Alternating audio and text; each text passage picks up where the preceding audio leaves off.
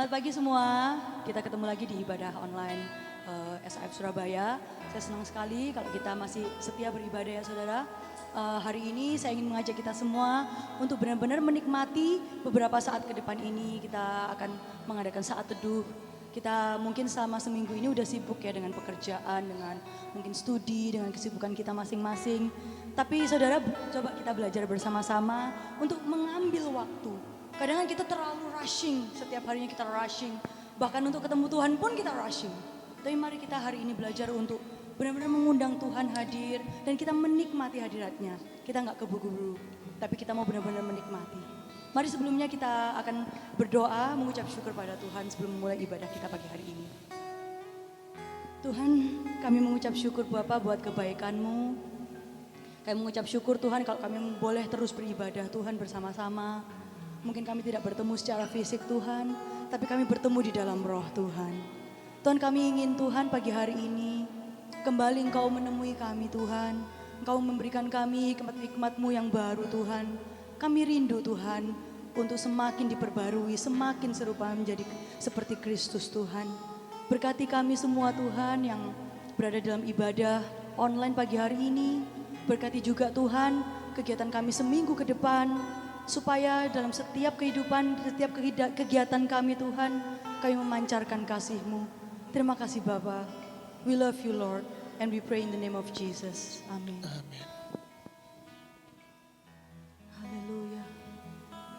Mari kita sama-sama nikmati saudara beberapa menit ke depan ini.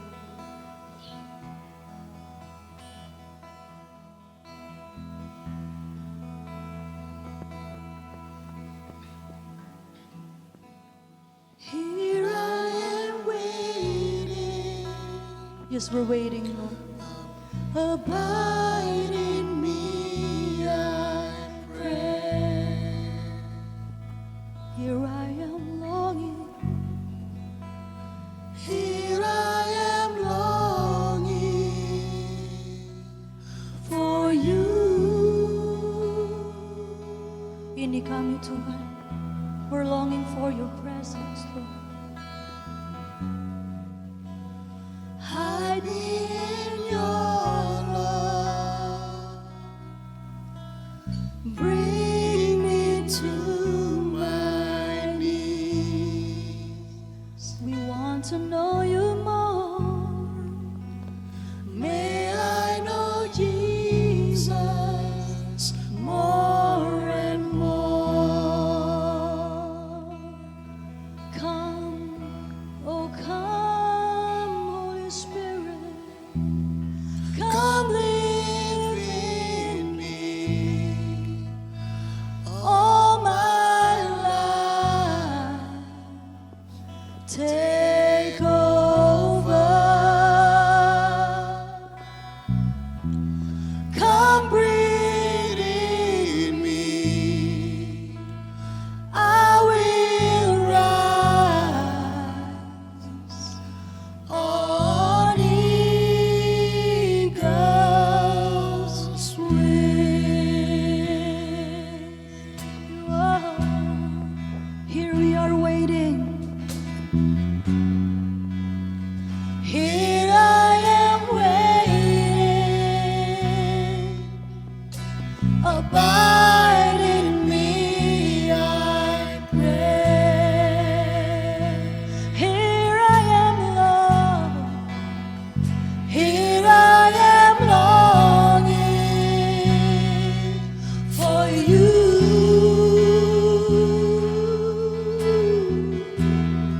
Oh, here I am. Hide me in your love and bring me to your knees. Oh, may I know Jesus. And may I know Jesus more and more. Come live in me. Yeah. Come live in me All my life. all my life. Take us over, Lord. Take over.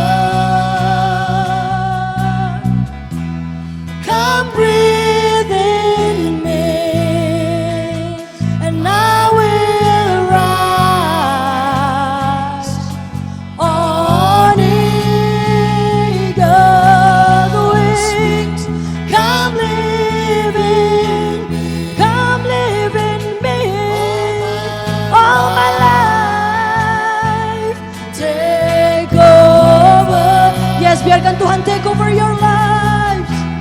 Come breathe in me, and I will rise on eagle's wings. Ya saudara, kata-kata di lagu ini Tuhan menunjukkan bahwa kita benar-benar merindukan hadirat Tuhan. Bukan cuma hari Minggu aja saudara, tapi kita merindukan hadirat Tuhan setiap saat, setiap langkah kita ada hadirat Tuhan. Mari saudara, kita mau mengalami Tuhan benar-benar dalam hidup kita saudara. Don't miss this chance, don't miss this opportunity today saudara.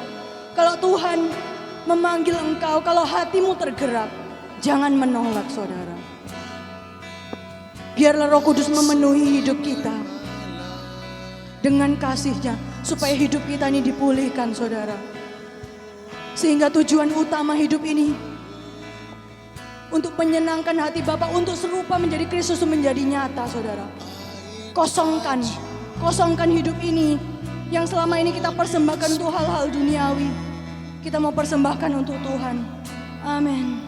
Here I am waiting. Oh, here I am waiting. We're waiting for you, Lord. Abide in me, I pray. We wait for you patiently, Lord. Here I am longing for you. Yes, kami merindukanmu Tuhan. You hide me in your love. Hide me in your love. And bring me to my knees. Oh, may we know Jesus. And may I know Jesus more and more. Come live in me.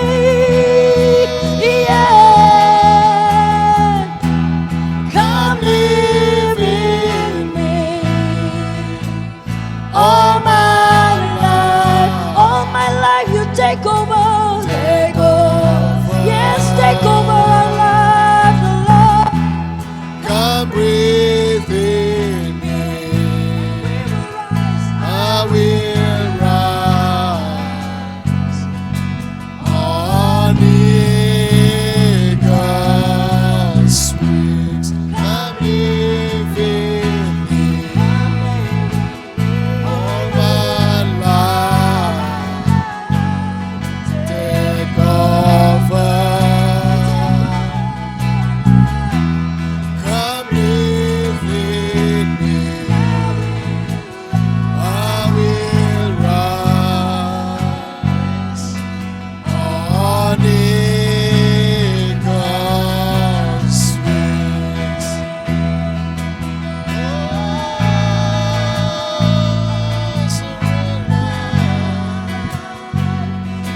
Take over.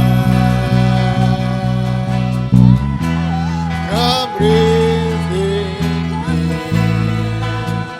I will rise on eagle's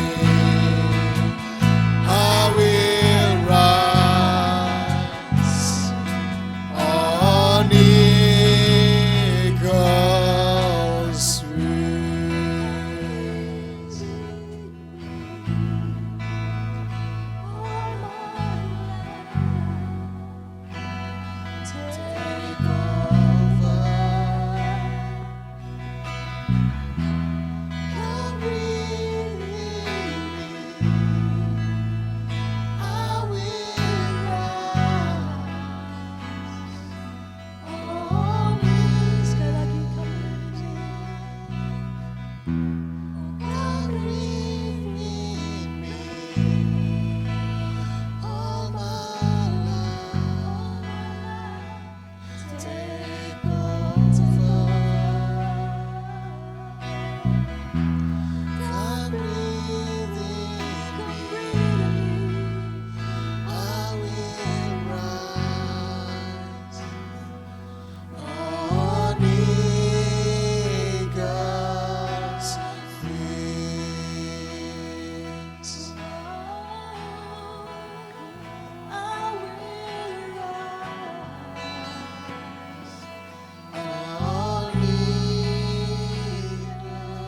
eagle's wings.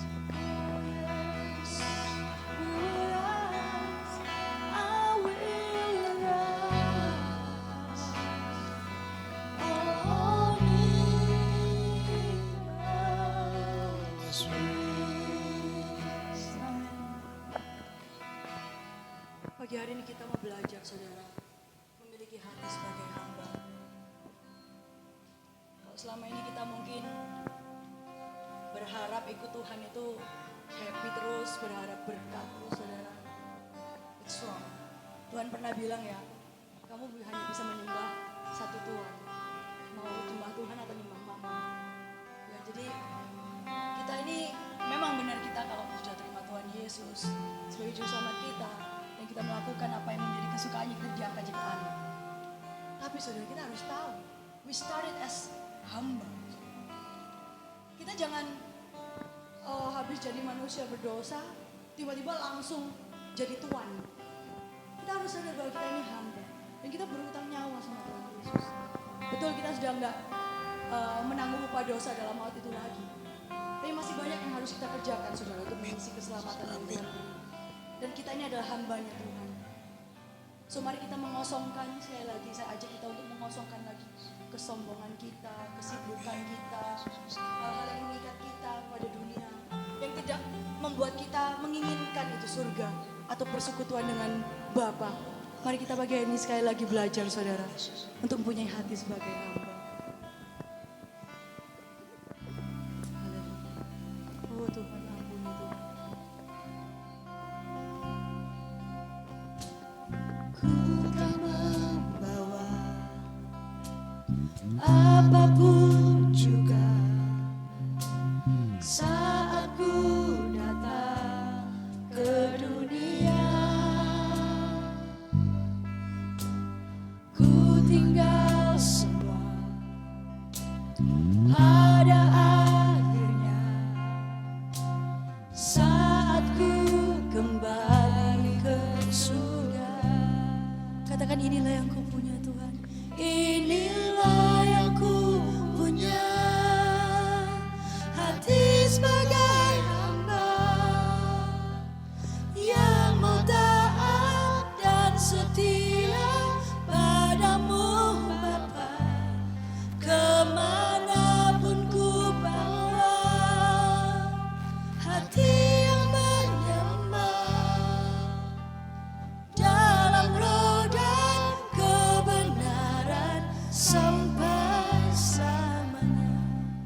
Yes, Tuhan mau seluruh hidup kita, saudara, sebagai persembahan. Amin.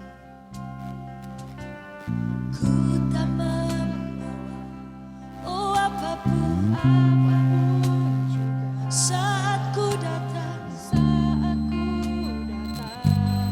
ke dunia, dan ku tinggal semua, ku tinggal semua pada akhirnya saat ku kembali ke surga.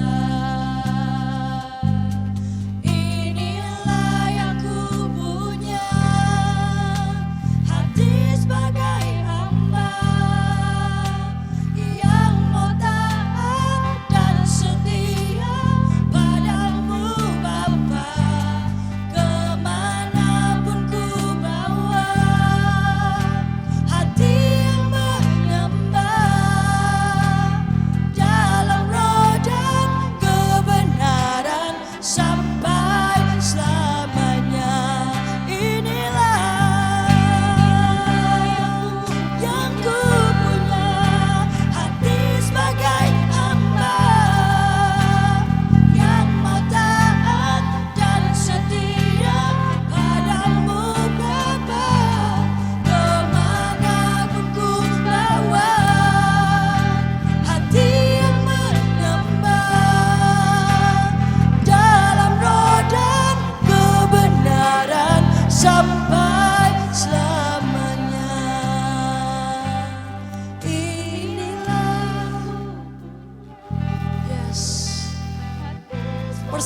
Tuhan saudara, hidupmu.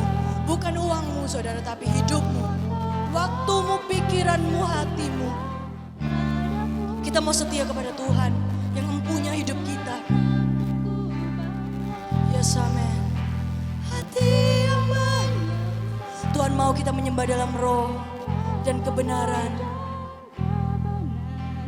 Sampai selama inilah Tuhan, inilah yang ku punya.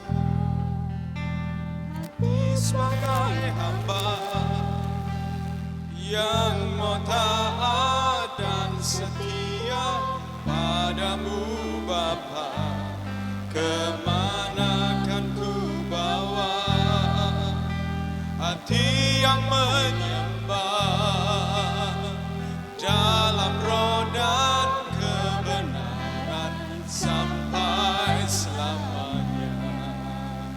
Dalam roh dan kebenaran sampai selamanya.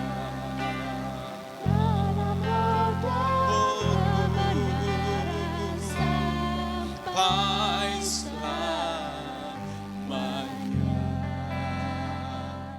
Engkau dengar pujian kami Tuhan, yang merupakan doa agar kami bisa sekali lagi menangkap roh dari pujian ini, yaitu datang kepada Engkau dengan hati seorang hamba yang dengan taat mau mendengar perintah dari tuannya.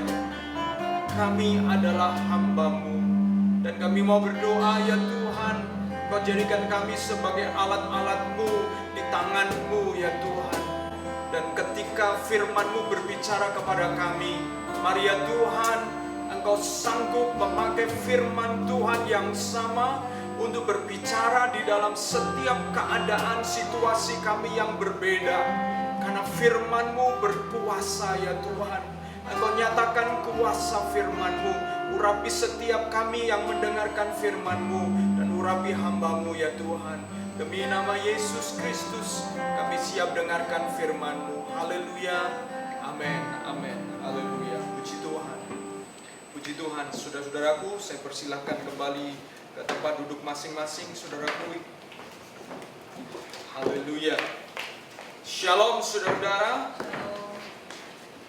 Kita memasuki minggu yang kedua di bulan September ini.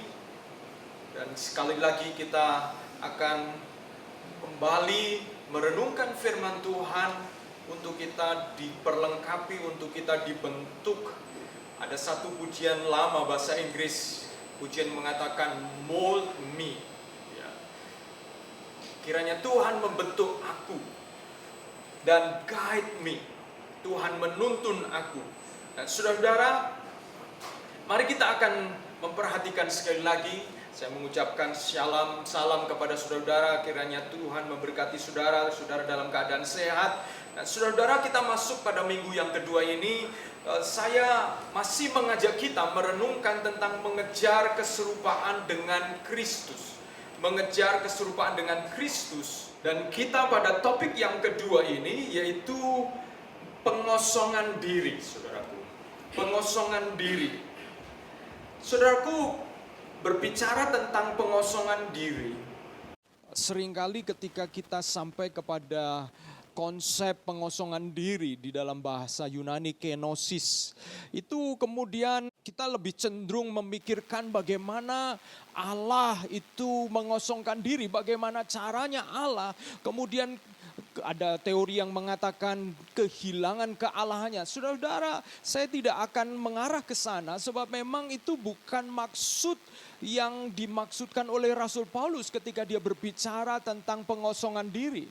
Kalau saudara-saudara kita memperhatikan di dalam Filipi pasal yang kedua, saudaraku, saya akan bacakan buat kita semua sebagai bagian dari dasar firman Tuhan kita. Filipi pasal 2 ayat 5-7, demikian bunyi firman Tuhan. Hendaklah kamu dalam hidupmu bersama menaruh pikiran dan perasaan yang terdapat juga dalam Kristus Yesus. Paulus mengingatkan untuk menaruh pikiran dan perasaan.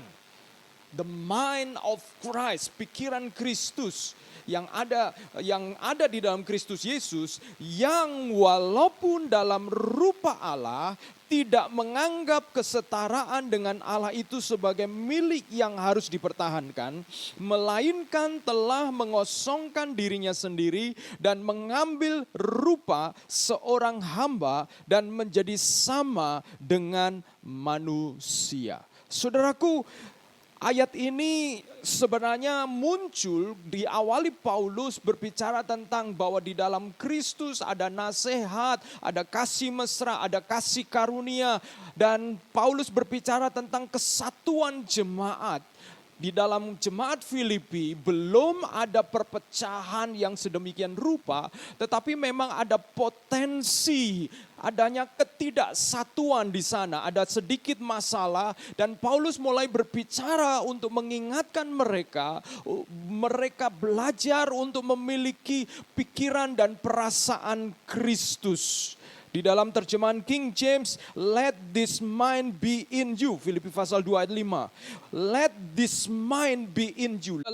Biarlah pikiran ini ada di dalam dirimu. Pikiran yang juga ada di dalam Kristus Yesus. Dan pikiran apa itu yang Paulus sampaikan? Pikiran yang Paulus sampaikan itu diungkapkan di dalam ayat selanjutnya, yaitu di dalam berbicara tentang pengosongan diri, saudaraku. Pengosongan diri. Dalam bukunya Jesus I Never Knew, seorang penulis bernama Philip Yancey. Dia menggambarkan yang dimaksudkan pengosongan diri Yesus itu seperti apa. Dia menjelaskan bahwa gambaran yang dipakai oleh Philip Yancey, saya suka dengan gambaran ini karena dia mengatakan begini, menjelaskan bahwa Allah telah membungkuk begitu rendah sampai menjadi salah satu makhluk merayap dan merangkak. Allah yang di surga, dia mengatakan kepada manusia, aku mengasihi engkau.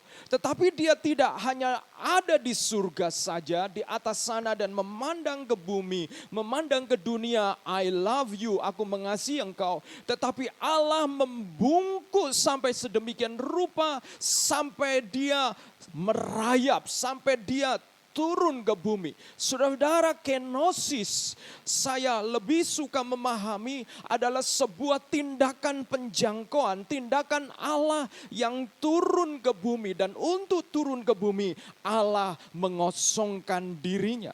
Allah membungkuk sedemikian rupa sehingga begitu rendah. Saudara-saudara, di tempat tinggal saya, di rumah depan saya ada seorang baby, dia mungkin umur sekitar 1,5 tahun ya, sudah bisa berjalan, bicara sedikit-sedikit.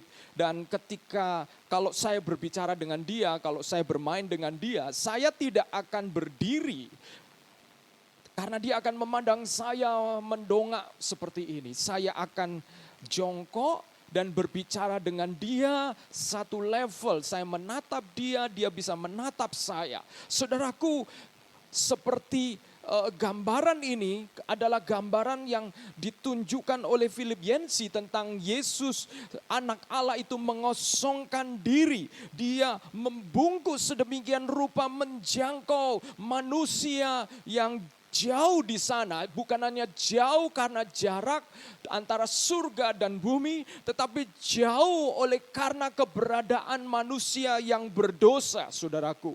Begitu jauh sampai Yesus kemudian turun, saudaraku yang kekasih. Jadi kita akan melihat apa yang kemudian dilakukan oleh Yesus dengan pengosongan diri ini. Yesus sebagai anak Allah yang mengosongkan diri, kita perlu menangkap pikiran ini yang Paulus jelaskan sehingga di dalam gereja tidak terjadi perpecahan.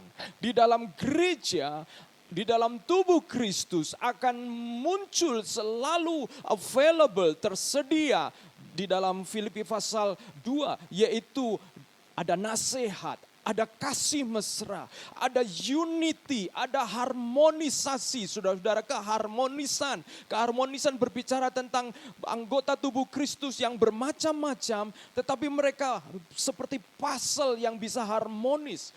Dan bukan hanya itu, kalau kita membaca selanjutnya, ayat-ayat selanjutnya, Paulus juga berbicara bahwa pada akhirnya setiap lutut bertelut dan lidah mengaku bahwa Yesus adalah Tuhan. Ada penghormatan kepada Kristus, namanya diangkat sehingga melalui namanya orang diselamatkan.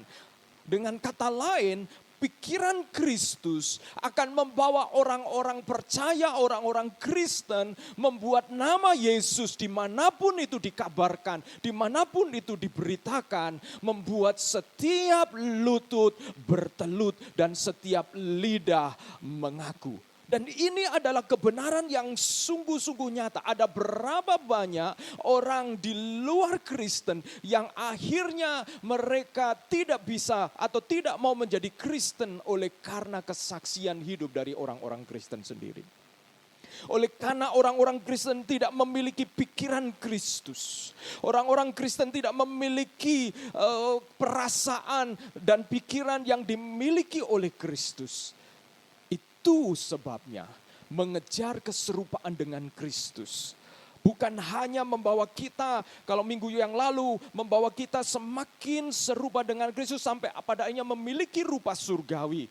Tetapi sementara kita mengejar keserupaan dengan Kristus, kita juga akan membuat atau kita mendatangkan keharuman bagi nama Kristus sehingga setiap lutut bertelut dan lidah mengaku bahwa Yesus adalah Tuhan, karena melihat setiap kita dipenuhi dan memiliki pikiran Kristus, saudaraku.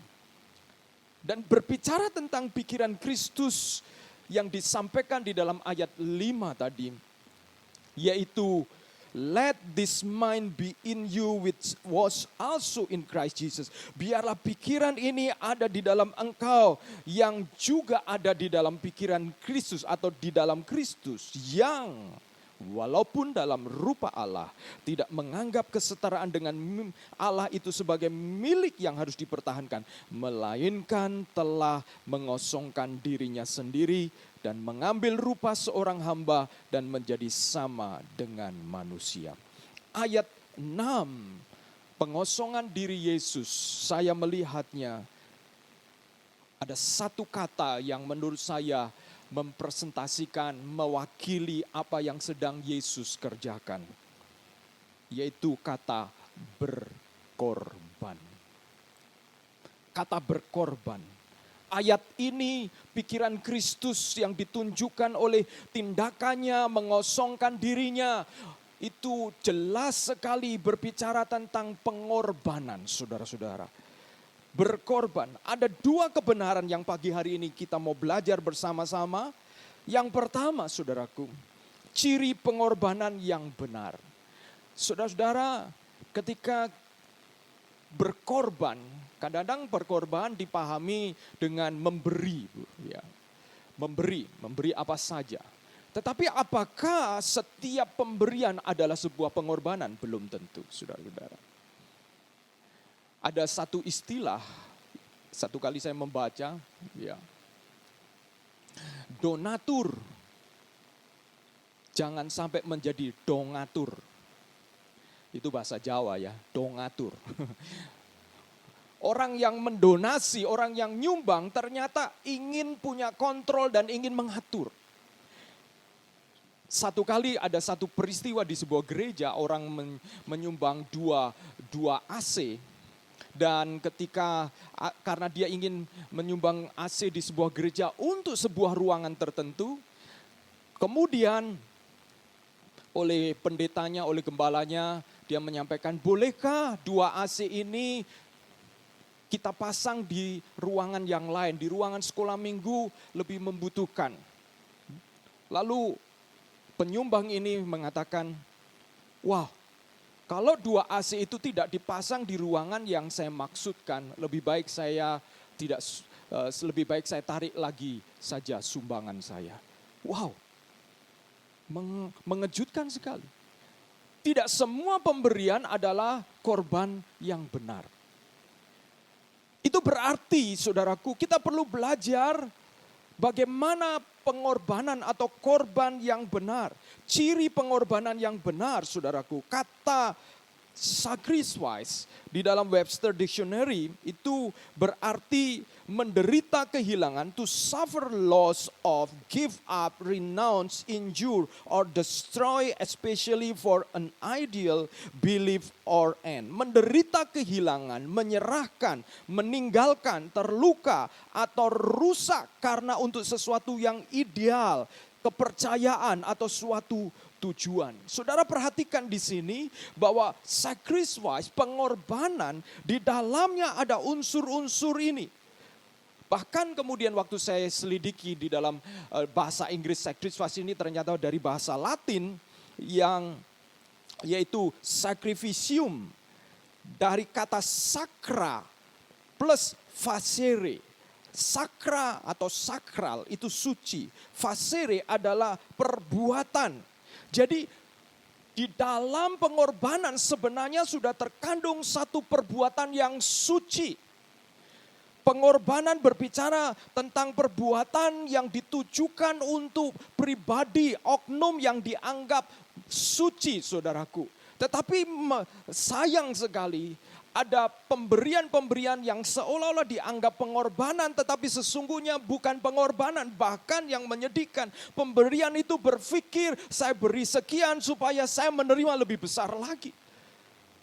Padahal kata pengorbanan, dan kadang-kadang ini juga ada satu menurut saya sebuah kesalahan yang kadang-kadang kita lakukan, di mana kita menilai jumlah pemberian yang begitu besar sebagai sesuatu sebagai sebuah ketertarikan, sesuatu yang menarik. Saudara-saudara, kita perhatikan, kita lihat arti pengorbanan yang benar.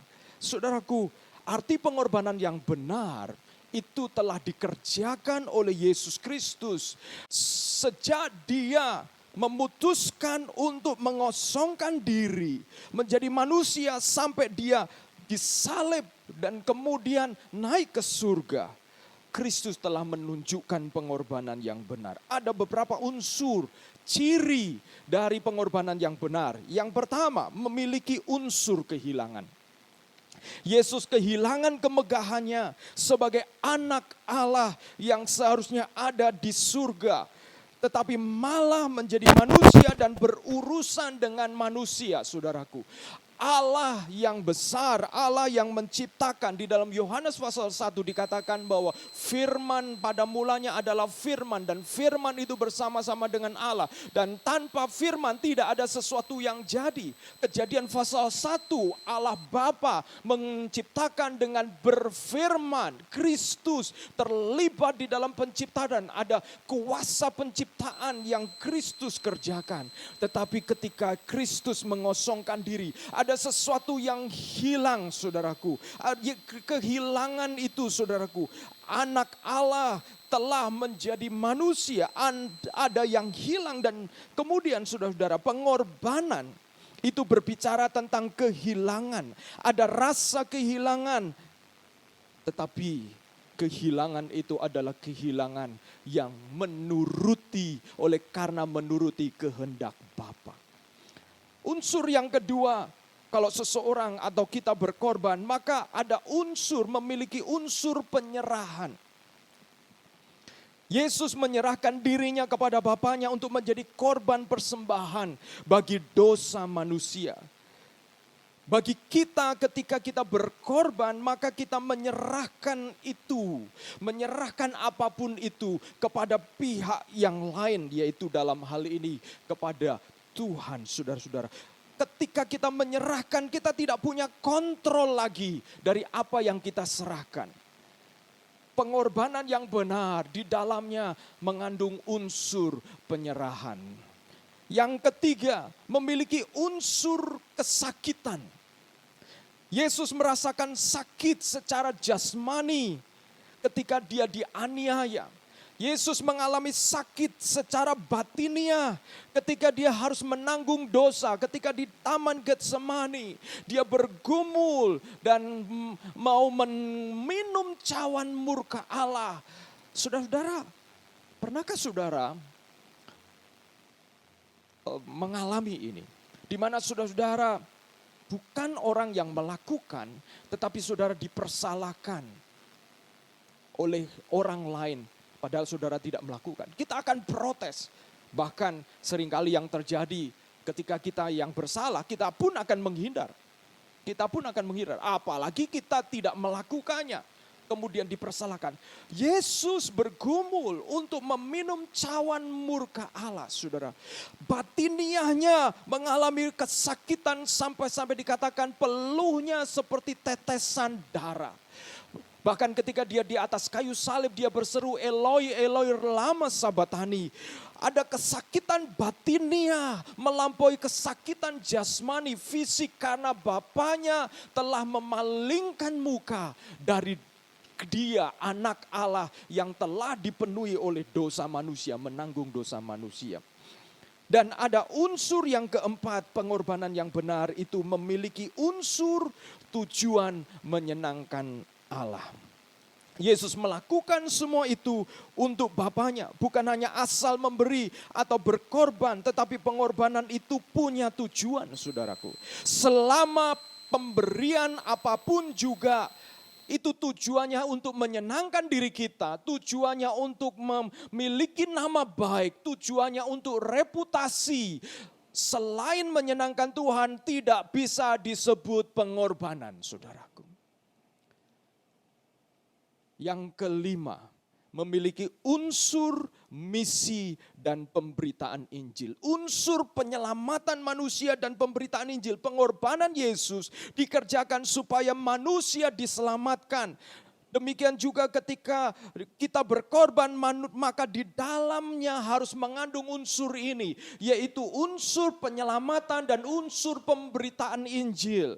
2 Korintus pasal 3 ayat 2 mengatakan dan 3 mengatakan, kamu adalah surat pujian kami yang tertulis dalam hati kami dan yang dikenal, yang dapat dibaca oleh semua orang. Kita adalah Injil yang terbuka. Sehingga pengorbanan kita harus di dalamnya mengandung unsur pemberitaan Injil. Kalau saudara-saudara kita hanya nyumbang sana, nyumbang sini, saudara-saudara, maka sumbangan kita itu dibandingkan sumbangan ada organisasi yang lain bisa jadi kalah besar, saudara-saudara. Kalah besar. Kita harus ingat pengorbanan yang kita lakukan itu membawa keselamatan dan pemberitaan Injil. Dan kalau kita sudah menyadari atau kita mengerti ada ciri dari pengorbanan yang benar, yaitu memiliki unsur kehilangan, memiliki unsur penyerahan, memiliki unsur kesakitan, memiliki unsur tujuan menyenangkan Tuhan, memiliki unsur misi dan pemberitaan Injil, maka saudara-saudara, yang terakhir, poin yang terakhir, apa yang kita korbankan? Apa yang kita korbankan? Di dalam Filipi pasal 2 ada 2 yang dikorbankan. Paling tidak itu yang saya lihat. Yang pertama adalah hak. Filipi pasal 2 ayat 6 mengatakan, yang walaupun dalam rupa Allah, tidak menganggap kesetaraan dengan Allah itu sebagai milik yang harus dipertahankan.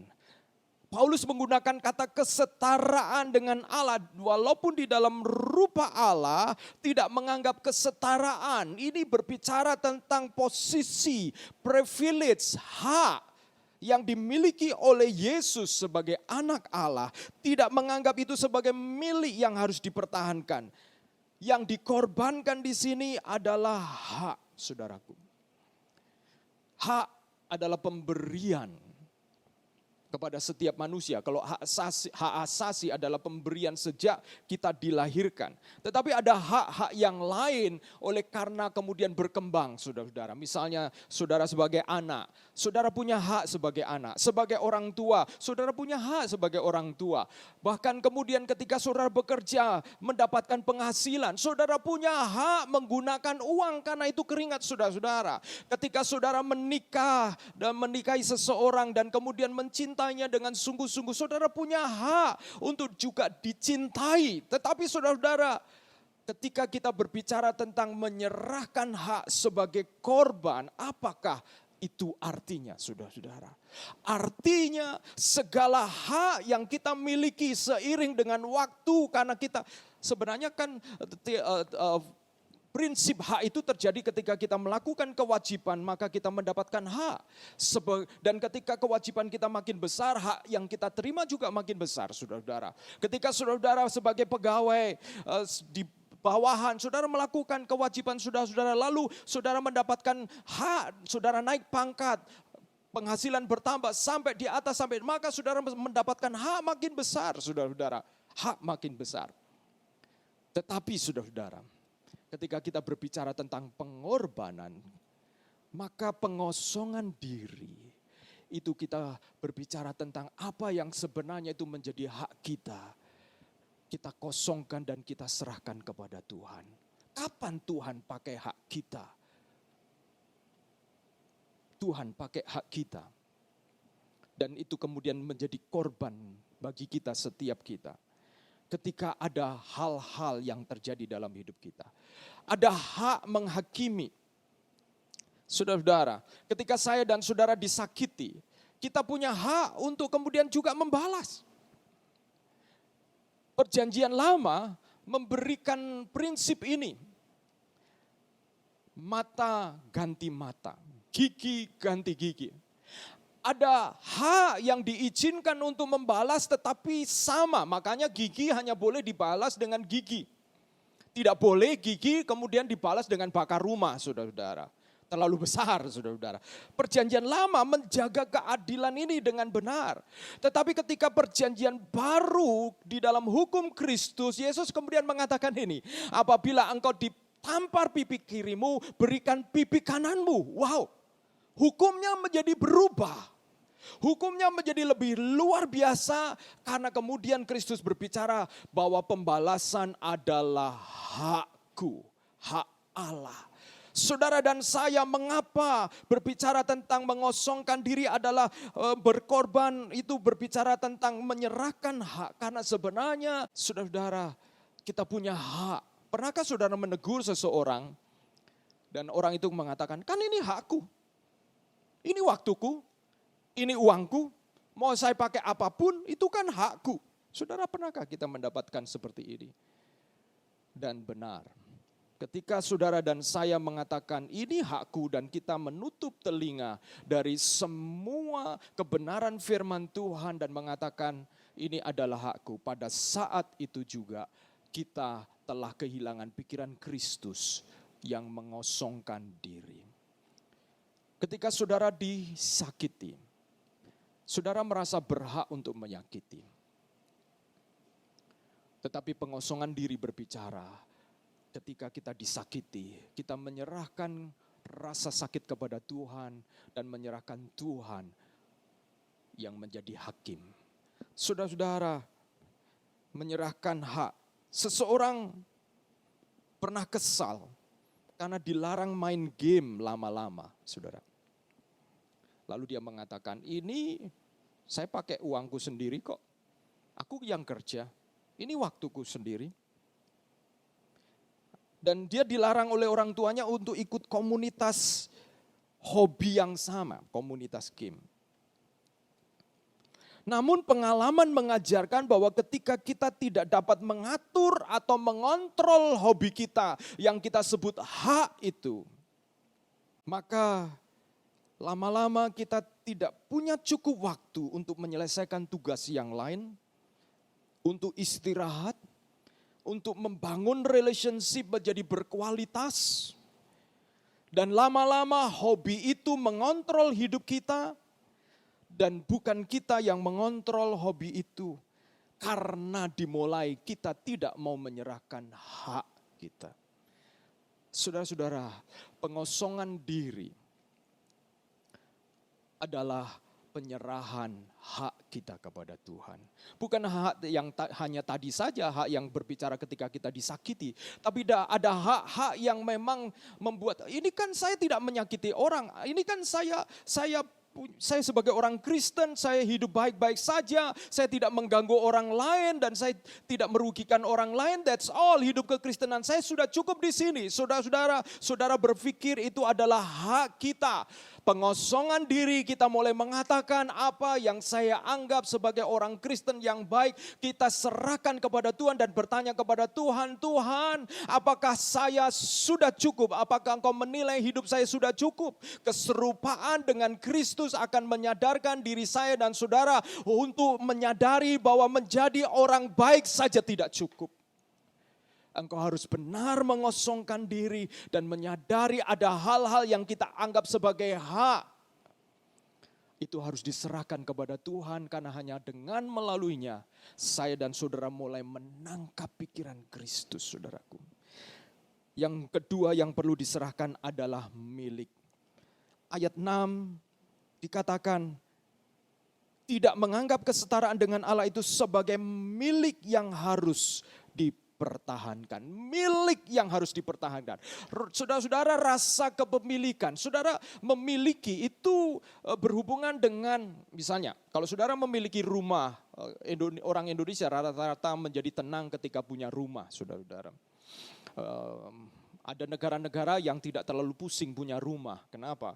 Karena kalau mereka libur, mereka ingin tinggalkan rumah. Saya pernah melayani sebentar saja di Sydney dan saya bertanya kepada orang yang ada di sana, ini orang-orang ini mereka kok hidupnya seperti banyak minum mabuk lah, bagaimana? Mereka bagaimana? Dan dia menjelaskan, Pak, mereka ini tidak punya rumah juga, Pak. Mereka biasanya hanya kos kayak kontrak begitu, nanti pada waktu libur panjang mereka akan pergi ke Bali. Jadi mereka tidak terpikir untuk punya rumah. Sementara orang-orang Indo yang ada di sini getol sekali ngumpulin duit supaya punya rumah. Masih punya pembawaan dari Indonesia. Kalau punya rumah ini rasanya tenang. Tapi di sana saudara-saudara mereka hidupnya berpikir praktis saudara-saudara. Nah saudara-saudara kita melihat bahwa kepemilikan ini berbicara tentang identitas. Kalau orang Indonesia rasa tenang kalau punya rumah mungkin, tapi di tempat lain rasa tenang kalau punya kebebasan, saudara-saudara. Jadi yang saya maksud milik bukan hanya berbicara tentang harta. Yang saya maksud milik adalah sesuatu yang kalau saudara memilikinya, saudara merasa menjadi this is I am, ini saya. Dan berkorban saudara-saudara ini berbicara tentang saudara menyerahkan dirimu, siapa dirimu dan menyerahkan sepenuhnya kepada Tuhan. Itu bisa berbicara tentang apa yang kita miliki saudara-saudara.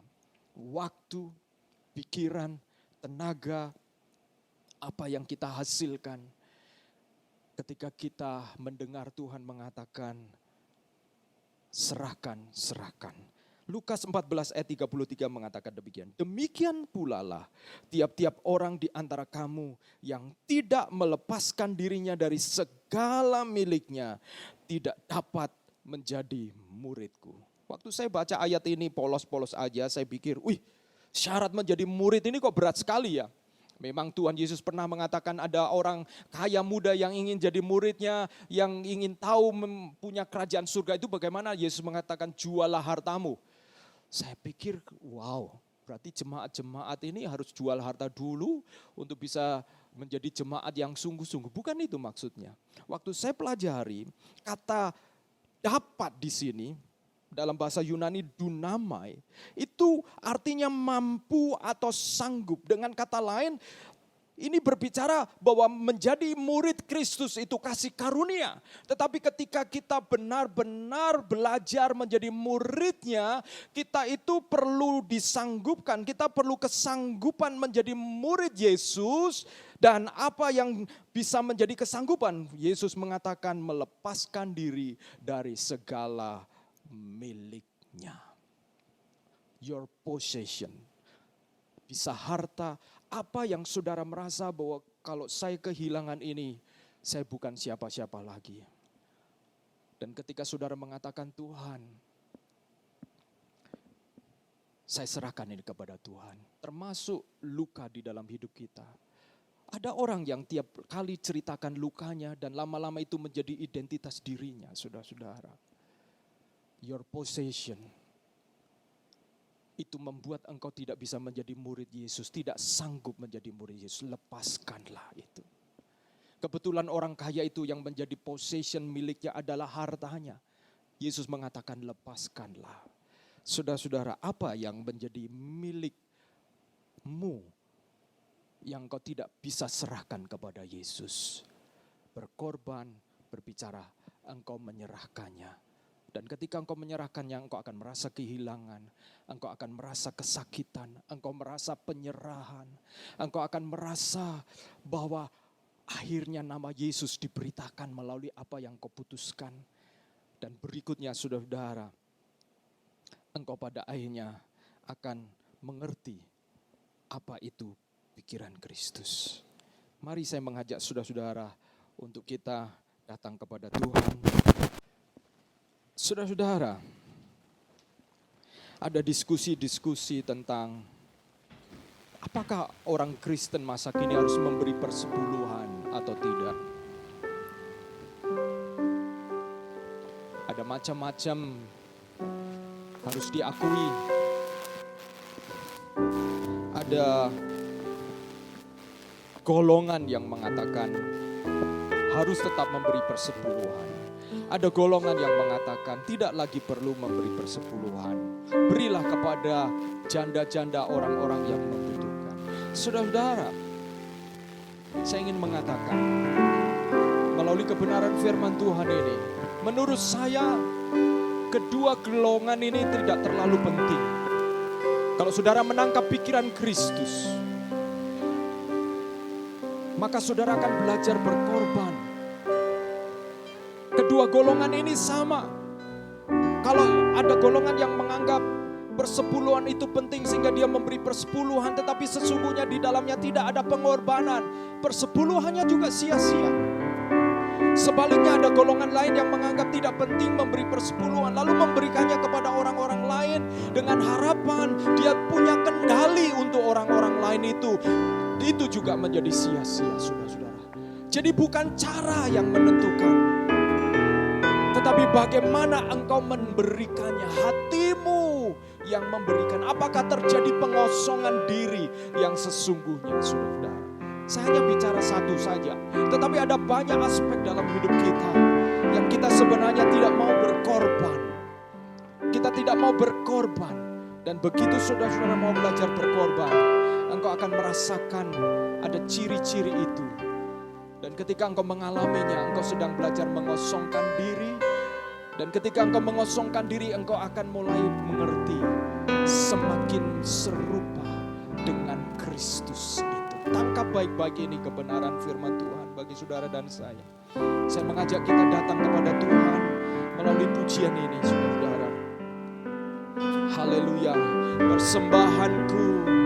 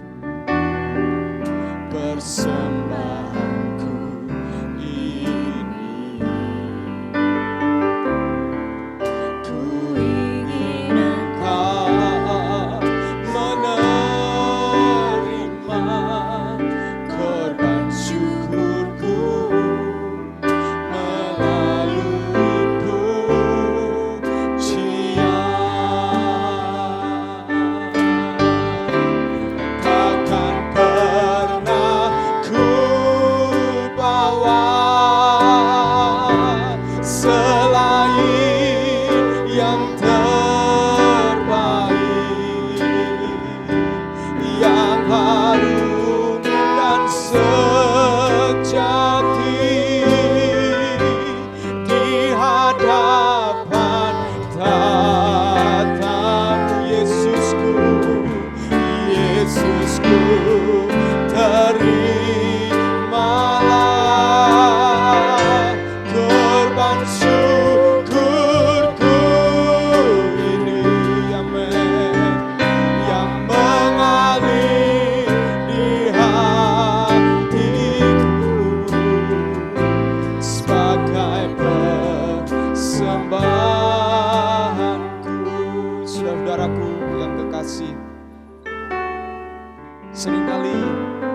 hidupmu sudah terlalu penuh. Itu sebabnya engkau merasa Tuhan jauh. Engkau bisa saja merasa engkau bahkan tidak membutuhkan Tuhan. Karena your hand is full. Tanganmu penuh. Tanganmu penuh dengan engkau merasa berhak ini, berhak itu. Karena engkau sudah memiliki pencapaian-pencapaian sehingga engkau punya hak. Berhak untuk libur, berhak untuk melakukan ini dan itu. Tetapi sesungguhnya saudaraku, kalau engkau sebagai orang percaya, orang Kristen, sikap-sikap itu tidak sedang menunjukkan sikap pikiran Kristus. Karena pikiran Kristus berbicara tentang pengorbanan, berbicara tentang kau belajar menyerahkan apa yang kau sebut sebagai hak. Dan mendengar suara Tuhan untuk memakai hak itu membentuk kita semakin dewasa di dalam Dia. Demikian juga apa yang kau rasa miliki menjadi milikku. Baik itu harta benda ataupun sesuatu yang ada di dalam diri kita. Ada di antara kita yang merasa memiliki kenangan-kenangan yang baik. Tetapi kenangan-kenangan itu menahan engkau untuk terus bertumbuh di dalam Tuhan. Ada kenangan-kenangan yang pahit yang membuat engkau sulit untuk step up. Untuk engkau melangkah, untuk mempercayai Tuhan di masa depan. Itu juga merupakan possession milik yang kau perlu korbankan hari ini juga. Apapun yang belum engkau serahkan, yang mengikat engkau sebagai milikmu, sebagai identitasmu, pagi hari ini serahkan di dalam pengorbanan kepada Dia. Sehingga dengan demikian kita belajar mengosongkan diri, saudaraku. Mari nyanyikan pujian ini sekali lagi sebagai doa kita. Kita nyanyikan saudara chorusnya. Takkan pernah ku bawa, haleluya. Takkan pernah ku bawa selain yang terbaik, amin. Yang harum dan sejati di hadapan tahta Yesusku, Yesusku, terimalah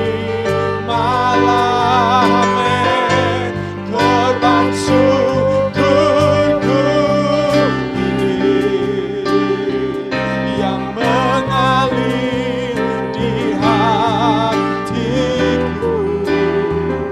sebagai persembahan. Saya undang kita bangkit berdiri. Takkan pernah ku bawa selain yang terbaik, selain yang terbaik, amin. Yang harum dan sejati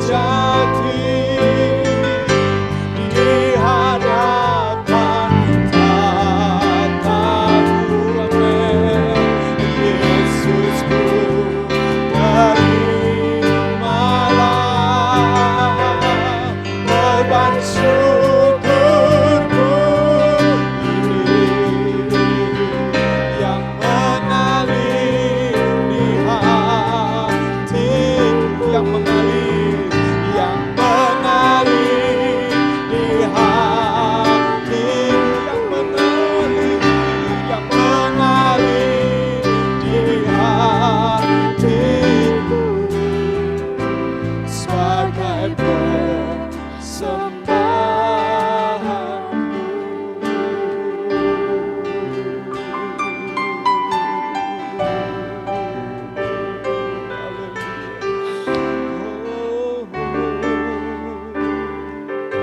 Bapa di dalam surga, kalau Engkau telah, Yesus, Engkau telah mengosongkan dirimu, sehingga itu memungkinkan Engkau turun ke dunia. Seluruh kealahan, keilahianmu Engkau tempatkan di dalam tubuh yang terbatas seorang manusia. Engkau membatasi dirimu dengan hukum-hukum alam. Engkau membatasi dirimu dengan penguasa-penguasa manusia yang lain. Engkau belajar merendahkan diri, engkau belajar mengosongkan diri, dan hak-hakmu itu engkau tidak pakai, supaya engkau menjadi korban yang sempurna untuk mewakili manusia yang sepenuhnya ya Tuhan. Betapa satu perjalanan yang luar biasa. Mengapa kami sulit melakukannya? Mengapa kami tidak mau melakukannya Tuhan? Tuhan, kami mau berdoa, Engkau menolong kami untuk kami punya pikiran-pikiran Kristus. Sehingga oleh karenanya ya Tuhan, kami mulai semakin serupa dengan Engkau ya Tuhan. Terima kasih Tuhan, apabila ada hak-hak yang sedang kami pertahankan, sementara sebenarnya firman-Mu mengajak kami untuk melakukan kebenaran ini.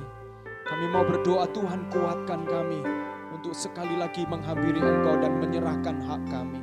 Apabila ada kepemilikan yang kami masih pertahankan dan kami dipenuhi oleh ketakutan, kekhawatiran, seolah-olah kami harus mempertahankan milik itu Tuhan, kami mau berdoa. Kiranya Tuhan Engkau menolong kami untuk kami melepaskan ke dalam tangan-Mu, sehingga kami tidak mengalami kekhawatiran lagi, sebab Engkau yang memelihara kami Tuhan. Terima kasih ya Tuhan, kami mengucap syukur. Dan sekali lagi kami menyerahkan setiap kehidupan kami. Saudara-saudaraku, angkatlah tangan-Mu dan terimalah berkat Tuhan. Haleluya. Tuhan menyinari engkau dengan wajah-Nya dan memberi engkau damai sejahtera, dan memberikan engkau kekuatan untuk hidup melakukan kebenaran firman Tuhan.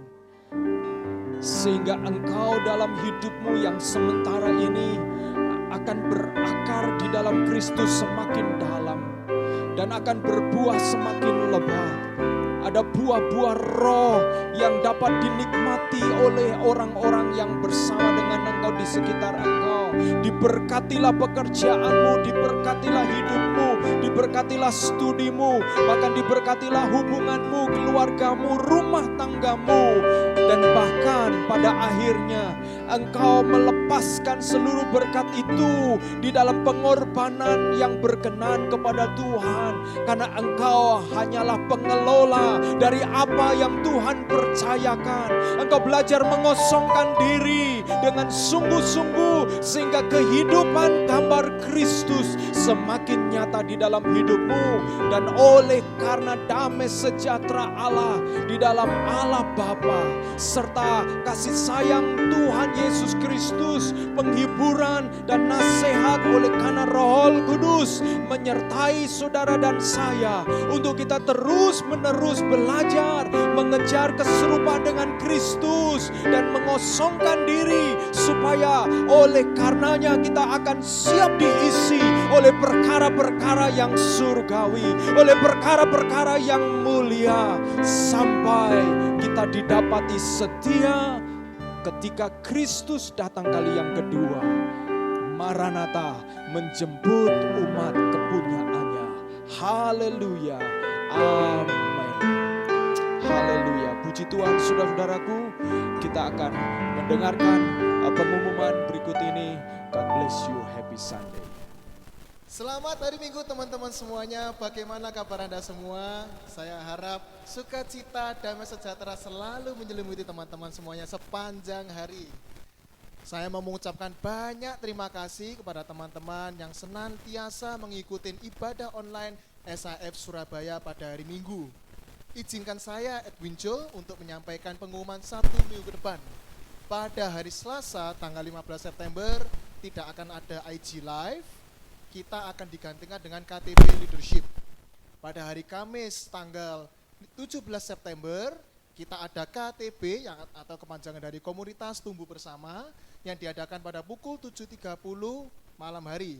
Apabila teman-teman merasa ingin bergabung, mendengarkan sharing-sharing dari teman-teman yang lain, mendengarkan siraman-siraman rohani dari komunitas ini, yuk mari bergabung. Saya ajak teman-teman semuanya, silakan bisa ngecek langsung di line group SAF Surabaya, ataupun di Instagram kita @SAFSBY. Pada saat ini izinkan kita semua untuk bisa memberikan sebagian dari yang kita punya untuk kepada Tuhan Yesus Kristus. Persembahan apabila teman-teman tergerak hatinya bisa melakukan transfer di rekening di bawah ini. Baik persembahan untuk persembahan misi, persembahan umum maupun perpuluhan. Kami pun juga mengucapkan banyak terima kasih untuk teman-teman semuanya yang sudah tergerak hatinya untuk melakukan persembahan misi. Kita saat ini melakukan persembahan misi untuk pembangunan gereja GSJA Gracia Ministry di Kota Tobelo Barat, Kabupaten Halmahera Utara, Provinsi Maluku Utara. Terima kasih banyak teman-teman yang telah menyumbang dan tergerak hatinya. Demikian pengumuman dari saya selalu memberi semangat untuk teman-teman semuanya. Jangan patah semangat dalam kondisi apapun, dalam kondisi pandemik tidak boleh memudarkan semangat kita. Semangat, semangat, semangat. Tuhan Yesus menyertai kita semua. Happy Sunday and God bless you.